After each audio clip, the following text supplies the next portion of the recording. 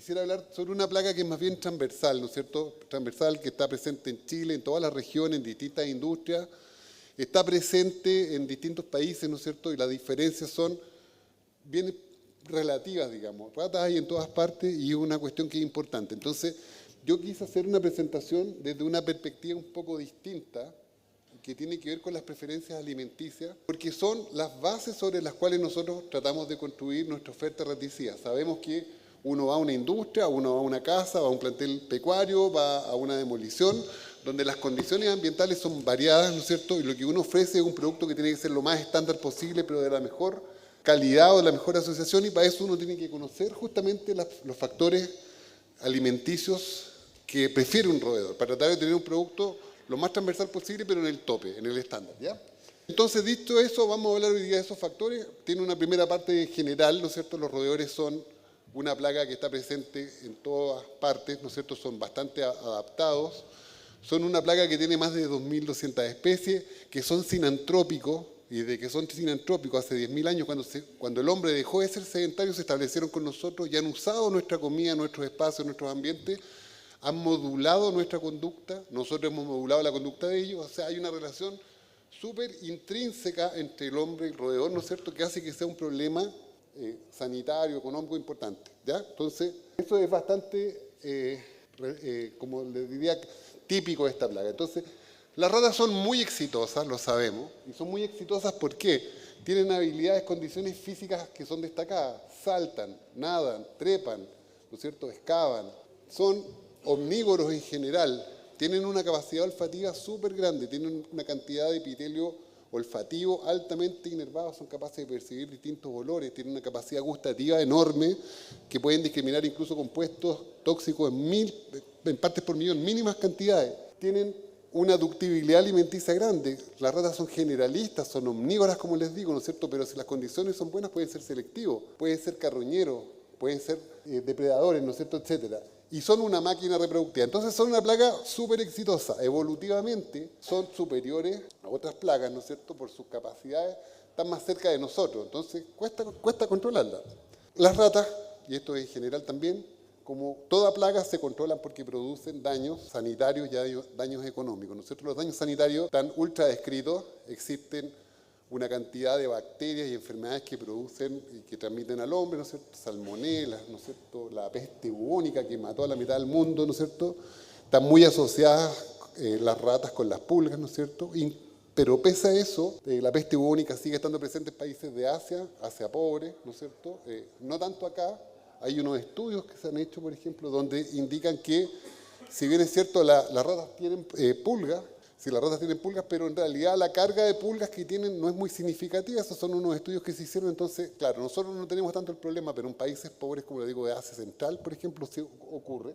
Entonces son un problema sanitario importante. Hay un montón de enfermedades, ¿no es cierto? Está la leptospirosis, por ejemplo, y enfermedades más agudas que se transmiten por eso, ¿no es cierto?, y que producen mortalidad importante. Entonces, es un factor que nos obliga a controlarla. Tienen una importancia económica también importante, controlan o generan más bien daños directos por consumo, por contaminación, ¿no es cierto?, ya sea por consumo directo de alimentos o por contaminación con pelos, con fecas, con orina, etcétera, que generan daños económicos. Hay distintos estudios y distintas cuantificaciones que hablan de distintos montos. Por ejemplo, para la salmonelosis son capaces de producir daños, eso está estimado en Estados Unidos, por 1.400 millones al año, solamente por costos indirectos, ¿no es cierto?, lo que significan tratamientos, controles, enfermedades, días de licencia, etcétera. Se habla, ahí hay unos cálculos que son más o menos relativos, pero se habla que, por ejemplo, son capaces de producir, cada rata es capaz de producir un daño de $60 por rata, ¿no es cierto?, al año. Imagínense ustedes las poblaciones que hay, el daño que puede significar. Entonces son placas importantes que roben, que generan incendios, que destruyen materiales, ¿no es cierto?, que transmiten enfermedades, y por lo tanto tenemos que conocerla y tratar de controlarla. Eso es lo que estamos buscando siempre. Desde este punto de vista, y acá yo les quiero hablar de los 3 factores que desde mi perspectiva son los relevantes en lo que tiene que ver con las plagas. Lo primero es que son una máquina reproductiva. Son, ecológicamente hablando, una plaga que se habla que es R. estratega. Los R. estratega son animales que son capaces de reproducirse en ciclos cortos, con una alta cantidad de descendencia, ¿no es cierto?, con alta mortalidad de las crías, pero son muy fértiles, tienen una madurez sexual temprana, ¿no es cierto?, tienen una gestación corta, tienen 10, 12 crías por parto, tienen celos por parto rápido, son capaces de reproducirse poco tiempo de vida, entonces son una máquina de reproducción impresionante. Si las condiciones ambientales los permiten, siempre están generando más y más población, que se autorregula generalmente por los factores ambientales. Los factores abióticos, los factores del ambiente son los que regulan la población, salvo que aparezcamos nosotros con algún tipo de control y gestión sobre el ambiente.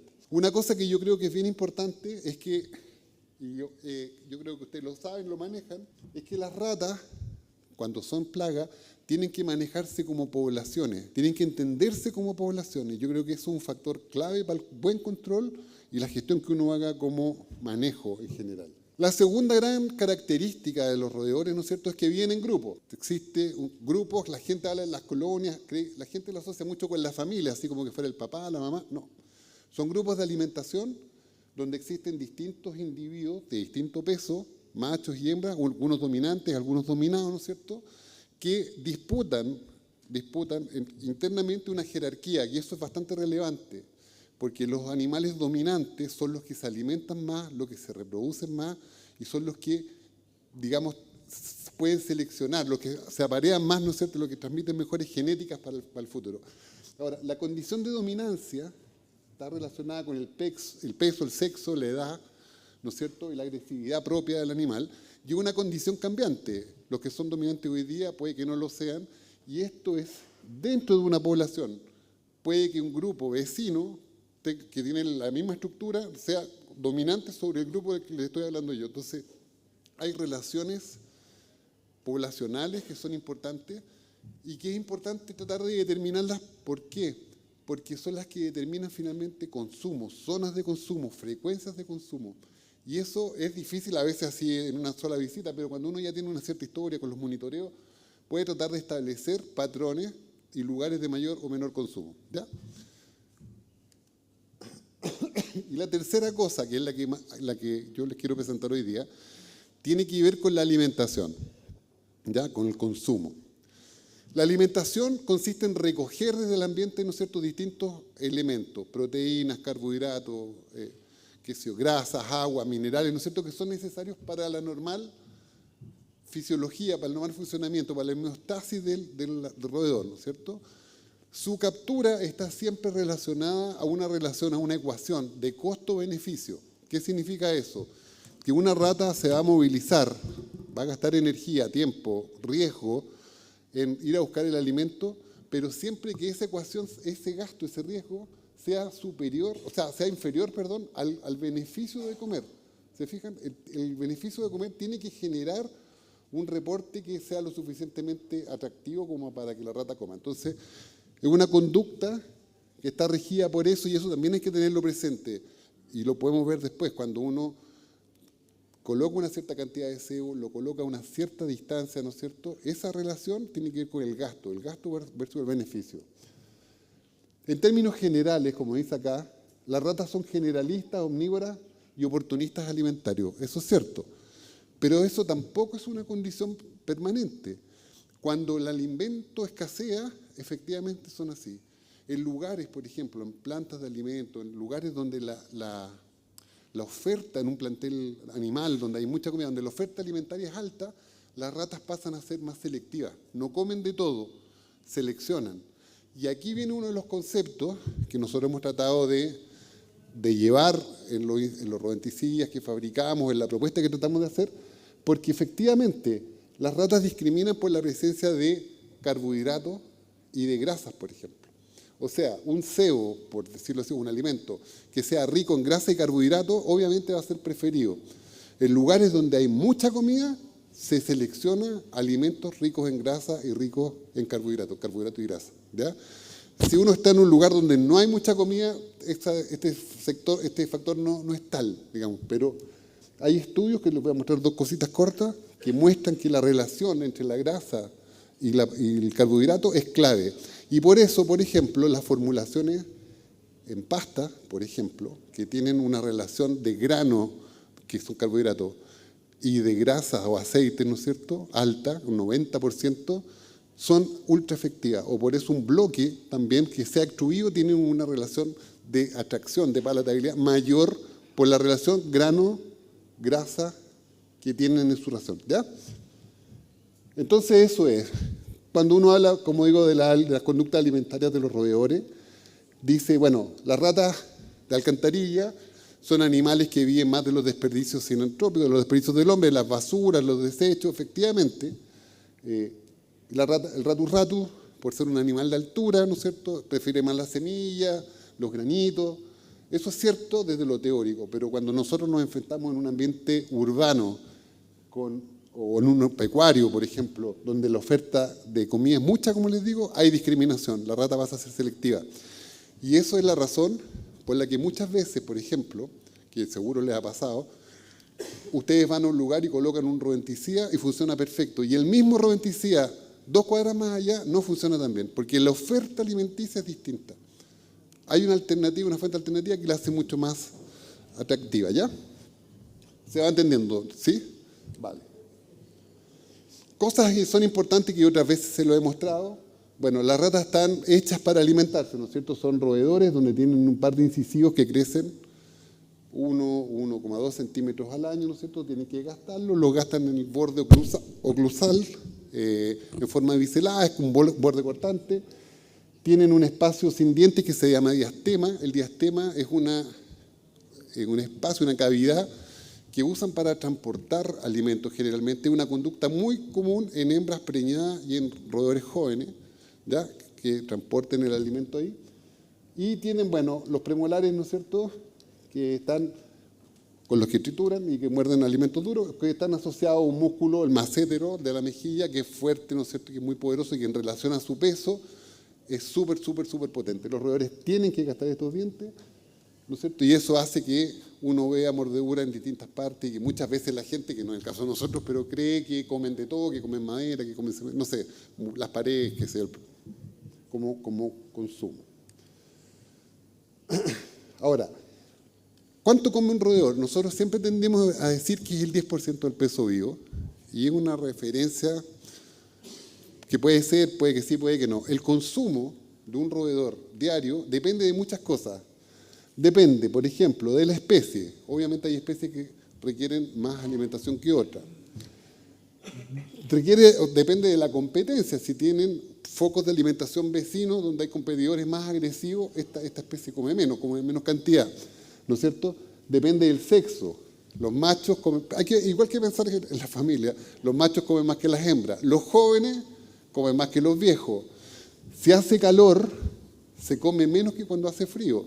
Si el alimento es muy calórico, el consumo tiende a ser más bajo que cuando el alimento es más fibroso, más light, por así decirlo. Uno come más cuando es light, ¿no es cierto?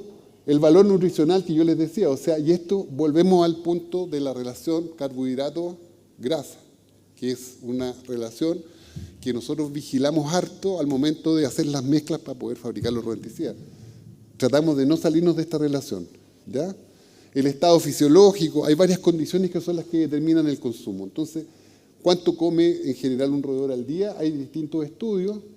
Galef, que es un investigador que ha hablado mucho de roedores, ¿no es cierto?, señala que los consumos van desde 30 a 80 gramos al día de un roedor como consumo, y que una laucha consume entre 3 y 6 gramos al día y tiene una cantidad de entre 3 y 6 visitas diarias a las fuentes de alimentación. Estos son valores referenciales, pero a uno le dan una referencia un poco, una estimación de lo que podría ser. Entonces, nos definen, por ejemplo, que cada punto de sebo con 10 o 20 gramos es una cantidad suficiente, digamos, para conseguir el control económicamente viable, ¿no es cierto?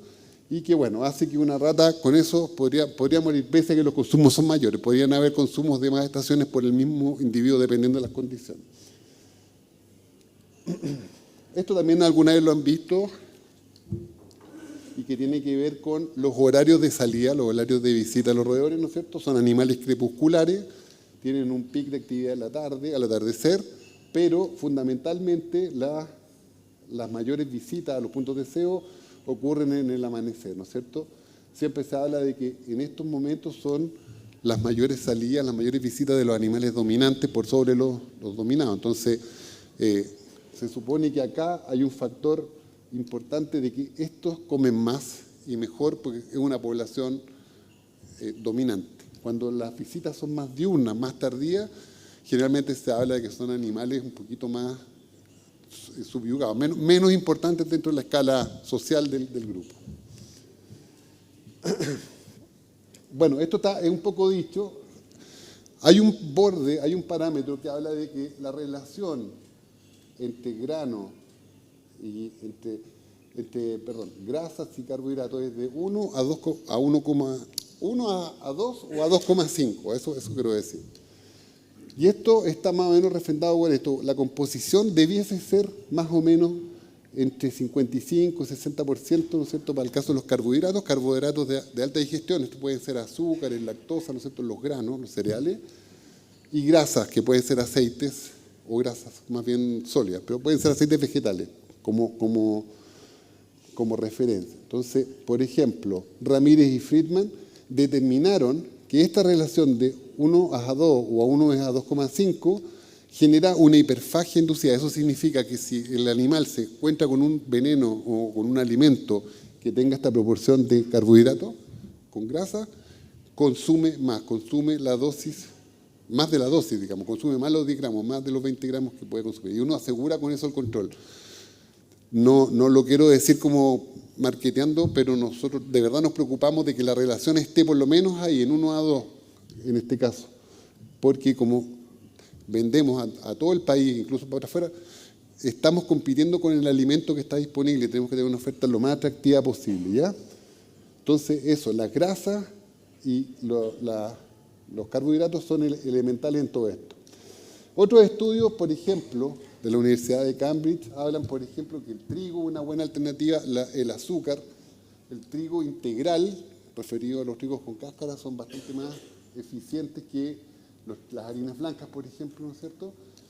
Pero también mencionan sobre la relación que yo les digo. Eso es súper importante, ¿ya? Para tenerla presente al momento de estar haciendo los controles. Hay algunos aceites que tienen algunos efectos antagonistas a lo que uno busca, ¿no es cierto?, que son disuasorios, como el aceite ricino, que es bien amargo, dicen. Un segundo elemento, aparte de esta relación nutricional que yo les digo, son los aromas, los olores.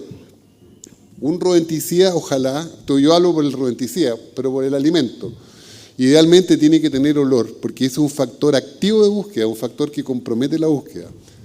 Los aromas son componentes volátiles de mayor o menor persistencia que emite un alimento, ¿no es cierto?, y que son detectados justamente por el bulbo olfatorio, por el epitelio olfativo, ¿no es cierto?, y procesados de una manera tal de que la rata puede hacer un mapeo ambiental de las fuentes de alimento.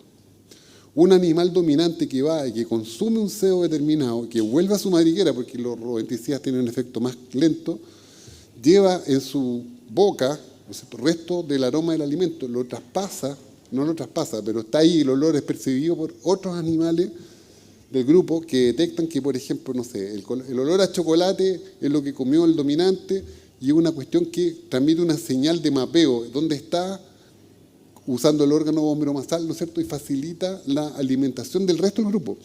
Es un mensaje que está ahí, el olor de que está en la boca, el olor del alimento consumido, de que se mantiene con el grooming o que está ahí en contacto, eso se habiliza y permite un mapeo, ¿no es cierto?, como les digo, de las fuentes de alimento.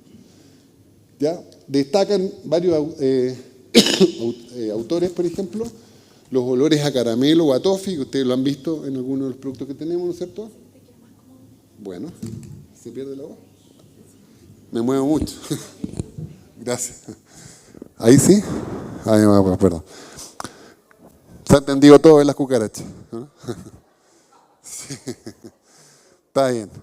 Bueno, destacan los olores, ¿no es cierto?, a caramelo, a toffee, o olores a nueces, ¿no es cierto?, en general, o algunas frutas como los plátanos. Entonces nosotros estamos hoy día en un proceso de ajuste y de lanzamiento de cosas que próximamente tendrán, ¿no es cierto?, que tiene que ver con esto. Entonces, hemos tratado de balancear la oferta de carbohidratos, grasas y aromas, ¿no es cierto?, para poder entregar una alternativa lo más integral. Ahora, nunca va a ser perfecta porque las condiciones ambientales son demasiado dispersas. Nunca va a ser el óptimo, pero por lo menos estamos tratando de pegarle al 80% de los casos, no sé.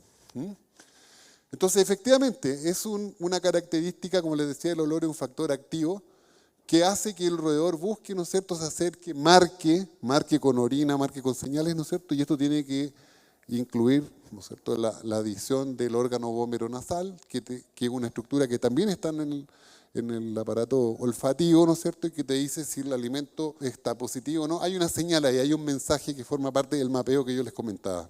Sobre esto les quiero contar que nosotros hoy día estamos lanzando la línea Tenta. O sea, la línea Tenta tiene que ver con herramientas que estamos proponiendo para el monitoreo, que son complementos. Estos no son productos no tóxicos, no alergénicos, que son fundamentalmente dos. Uno son unas esferas comestibles, que es un polímero alimenticio que contiene en su interior una especie de gelatina aromatizada. Se usa para cebar trampas de golpe, cajas cebaderas, trampas pegajosas, en lugares donde se necesita, por ejemplo, una fuente de aroma que, como factor activo que es, haga que el roedor, en un ambiente competitivo, vaya y se direccione hacia donde nosotros más o menos queremos. Es una súper buena alternativa, es bien comercial, digamos, en el sentido que de costo, no es una cuestión cara, que claramente nos ayuda como cebadero, como precebado, lo que ustedes gusten, para el control, para el monitoreo fundamentalmente. Por eso son herramientas de monitoreo. Estamos trayendo también un aerosol en base a una base oleosa, que también se usa sobre los bloques, por ejemplo, sobre un cebo que no tenga mucha actividad, que ustedes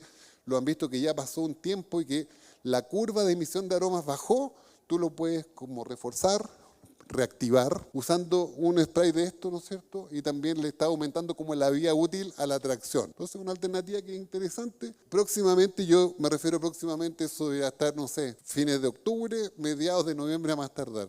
Es una súper buena alternativa, creo yo, y bueno, ojalá les guste, que les sirva más que les guste. Se usa en lugares donde hay una gran oferta de alimentos y, por ejemplo, donde los factores, la oferta de agua es más baja. Puede ser bien un molino, una bodega, perfectamente. Eso es la segunda de las cosas que quería como comentarle, o sea, lo de la formulación misma, lo de los aromas. Una tercera herramienta, que esto no tiene que ver con productos, tiene que ver con la gestión que como controladores de plagas hacemos y que muchas veces, como les digo, la echamos un poco a la rutina, no sin ánimo de ser crítico, pero tiene que ver con la gestión. Las empresas que nos contratan se requiere el involucramiento de ellos para que la oferta de alimentos y refugio, eso sea la mínima.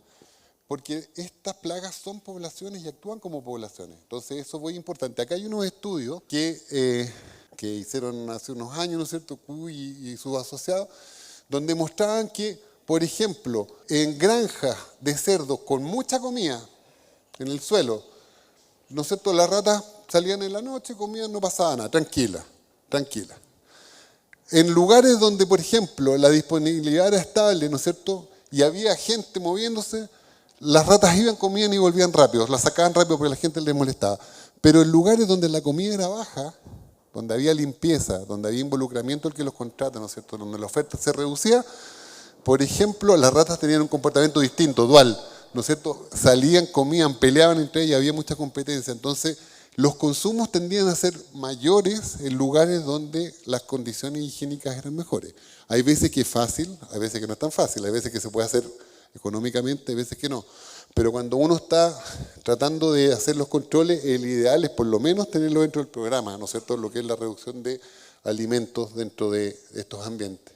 La rata era más agresiva, ¿no es cierto?, y por lo tanto el aseo y el orden son determinantes, como les decía, o sea, es lo que les estaba contando. Yo creo que la elección de un raticida con una cierta formulación, con cierto aroma, y la gestión que hagamos son las claves para poder mantener una población dentro de algunos parámetros, ¿ya?, de los parámetros deseados. Esto lo han escuchado, lo de la neofobia, ¿no es cierto? La neofobia es una característica de recelo al alimento que se da durante 3 a 4 días, ¿no es cierto?, desde que uno coloca el cebo. Es una condición variable también, porque va a depender de dónde. En un plantel de gallinas donde hay mucha comida existe neofobia. En una fábrica de fierros donde no hay nada de comida no hay mucha neofobia. Tú colocas y consumen rápido, es variable y tiene que ver con estas condiciones ambientales, pero son tiempos de adaptación, ¿no es cierto?, que el roedor va, olfatea, huele, donde todas estas herramientas de la línea Tenta que yo les digo pueden ser una buena alternativa para reducirla. Esto lo puse la otra vez en una presentación, porque creo que es un dato que tenemos que tener a la vista, que existe una cierta resistencia que uno cree que es una resistencia química, pero son resistencias conductuales,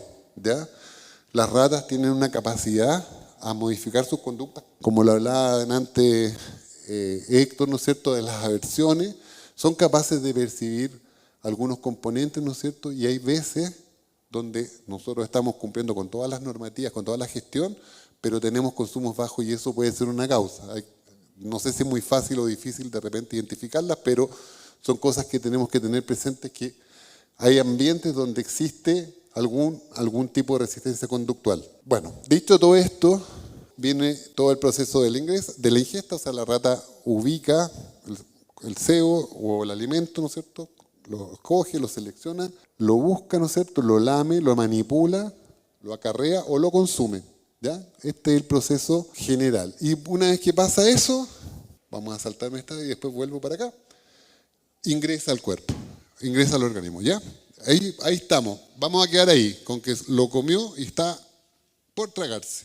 Hemos hablado ya de esto, hemos hablado un poquito de la inspección ambiental, de los gestiones que tiene que hacer, y en 2 palabras quiero contarles del control químico. No los quiero aburrir con esto porque esto yo sé que lo manejan, pero quiero recordar o explicar algunas cosas que a lo mejor no han visto alguna vez. El control químico es el uso de un rodenticida, ¿no es cierto? Un rodenticida es un alimento intoxicado, un alimento con algún tipo de componente que hace que el roedor que lo consuma se muera. Existen 2 tipos de grandes grupos de venenos, por así decirlo, los agudos, que son de acción rápida y que no se usan o no debieran usarse, son más tóxicos, son de muerte rápida, y los de acción crónica. Y dentro de los de acción crónica, yo les diría que hay 2 grandes grupos, porque estos de acá, los gasificantes, están prohibidos en Chile por lo menos, entonces no se usan, que son los anticoagulantes, que los conocemos, de primera y segunda generación, súper conocidos, los usamos diariamente, y los que actúan sobre el metabolismo del calcio, que es una variedad que es nueva para nosotros, o lo va a hacer prontamente en Chile. Se usa en algunas partes del mundo, pero es una alternativa que nosotros queremos explorar también, como para aumentar la oferta de alternativas, de herramientas químicas, ¿no es cierto?, que pueda tener un controlador. En términos generales, cuando un anticoagulante se ingiere, se absorbe, ¿no es cierto?, en el intestino, y ahí pasa lo siguiente, se activa por una hidroxilación a nivel del hígado, y pueden pasar 2 cosas. Si se trata de un rodenticida de primera generación, de los más antiguos, pasa a la sangre, se une a las proteínas plasmáticas y empieza a dar vuelta por el cuerpo. Por eso se llaman multidósicos, porque requiere que la rata consuma más cantidad, varios días, porque el veneno está dando vuelta por la sangre, circulando unido a las proteínas plasmáticas. A diferencia de los monodósicos, que son de una sola ingesta, ¿no es cierto?, donde la rata se alimenta, se activa, ¿no es cierto?, pero en vez de pasar a la circulación sanguínea, lo que hace es que se va directamente al hígado, que es donde actúa. Y en el hígado lo que hace es que bloquea algunas enzimas que transforman la vitamina K, que está en una forma X, evitan que se active, no se activa, y por lo tanto, al no estar activa esa vitamina K, no se forma uno de los factores de la coagulación y la rata muere. Por eso la mortalidad ocurre varios días después, 3, 4 días después, cuando se agota la vitamina K activa, digámoslo así. Tenemos la vitamina K en una forma que requiere activarse. Para que se active, funcionan unas enzimas que están acá, que son estas 2, que son la quinona reductasa y la 2,3 epóxido reductasa, ¿no es cierto? Cualquier anticoagulante hace esto, bloquea estas 2 enzimas y no se activa esta fórmula y por lo tanto se empieza a agotar esa vitamina y se produce la ausencia de protrombina y la coagulación. Eso es. Uno de primera generación y uno de segunda generación hacen lo mismo. La diferencia es la dosis. ¿Cuánto se requiere de uno o del otro? Y por eso mismo, por ejemplo, el Brodifacum, por ejemplo, mata con menos dosis teórica, porque una rata vimos come 30 gramos, que es una dosis que te mata a una rata, y una bromadiolona mata con un poquito más, pero siempre por debajo de las cantidades, ¿no es cierto?, que son necesarias para morir. O sea, en cualquiera de los casos el roedor va a morir, y en cualquiera de los casos la acción es sobre estas enzimas, ¿ya? La quinona reductasa y la 2,3 epóxido reductasa. O sea, el efecto es similar. Y si usted está hablando de cumatetralil, lo mismo. Si está hablando de difacinona, lo mismo, etc. Pero les quiero mostrar este otro, que es el colecalciferol, que es una alternativa nueva. Y contarles dos cositas. Es una vitamina D, que es una vitamina que tiene una función como medio hormonal. Hay dos formas de vitamina D, el ergocalciferol, que es la vitamina D2, que es vegetal, ¿no es cierto? Y el colecalciferol, que es de origen animal. ¿Qué es lo que hace? Produce una hipercolecalciferonemia, ¿ya? Eso es, aumenta el calciferol en la sangre y eso hace que se saque calcio de los huesos, se evite la eliminación del hueso, ¿no es cierto? O sea, del calcio desde el intestino, ¿no es cierto? Y eso produce un aumento del calcio que genera daño renal, problemas cardíacos, endurecimiento de las serosas, por ejemplo, de las membranas internas, del aumento menor, del aumento mayor, de las estructuras membranosas que pueda tener el roedor, ¿no es cierto? Y problemas gastrointestinales que causan la muerte. Por lo general, es un componente que, no, se fijan, no actúa con la coagulación, produce un aumento del calcio y produce una falla metabólica por este aumento del calcio, ¿ya? Es un mecanismo de acción distinto que puede servir para casos de sospecha, que uno sospeche de resistencia, por ejemplo, o donde quiera incluir programas de rotación, si usted quiere, por así decirlo. Vamos a lo mismo, hasta la ingestión, hay una absorción del colecalciferol, ¿no es cierto? Se activa primero en el hígado, pasando a calcidiol, posteriormente a otra forma de la vitamina, que es el calcitriol, ¿no es cierto?, que se activa en forma renal, y ahí produce los efectos sobre el calcio, sobre la absorción o la liberación del calcio de distintas partes. Produce una hipercalemia, que es un aumento del calcio, y los daños que yo les digo. La mortalidad ocurre generalmente 4 o 5 días después del consumo, por lo menos según se relata en la literatura, y un producto que, si bien es cierto, tiene una toxicidad que podría ser para las personas, igual que los anticoagulantes, ¿no es cierto? Se habla de dosis bastante largas o altas y consumos permanentes. Entonces, debiera estar dentro de un rango bastante manejable. Esto tiene que ver con las formulaciones, pero no lo voy a abrir, solamente como para contarles la relación calcio, o sea, la relación de grano con carbohidratos, ¿no es cierto? Y les quiero presentar otra herramienta más de la línea Atenta, que es un placebo en pasta. Los placebos en pasta, los que nosotros estamos trayendo, tienen un 90% de grano y aceite, que vienen con una sustancia fosforescente. Esto es un tema que lo conocen, ¿no es cierto?, que se ve con luz ultravioleta y que permite determinar la presencia de roedores o no. Es una buena alternativa, esto no tiene componente alergénico, es para monitoreo y creo que puede ser útil en algunos casos como una herramienta, ¿no es cierto?, de control. Forma parte de la línea Atenta y que esperamos refuerce todo lo que estamos hablando de los rodenticidas con los que trabajamos. Próximamente también. Y para terminar, solamente quiero darle las gracias, quiero decir algo que ya he dicho en el fondo, que ojalá las plagas las podamos entender un poquitito desde el punto de vista poblacional, que conozcamos sus características biológicas, ¿no es cierto? Porque esas son las que definen qué tipo de producto, qué tipo de estrategia, con qué frecuencia, cuántos técnicos, qué hacer. Digamos, el qué hacer es súper importante. Yo creo que tratemos de conocer un poco más sobre la composición de los productos, sobre las características de los productos. Nosotros tenemos vasta experiencia, tratamos de apoyarlo, a veces nos caemos, porque en realidad a veces pasa, y muchas veces le achuntamos, y eso también pasa. Entonces creo que, más que achuntarle, le ponemos en el camino, porque las decisiones las tratamos de tomar en base a estos conocimientos y tratamos de expresarlas para lo que es la industria, para poder apoyarlo. Eso es, le quiero agradecer, y bueno, las consultas que quieran. También les quiero agradecer por los momentos Pest Control. Muchas gracias a los que me han saludado. Soy un actor famoso. Eso es, muchas gracias.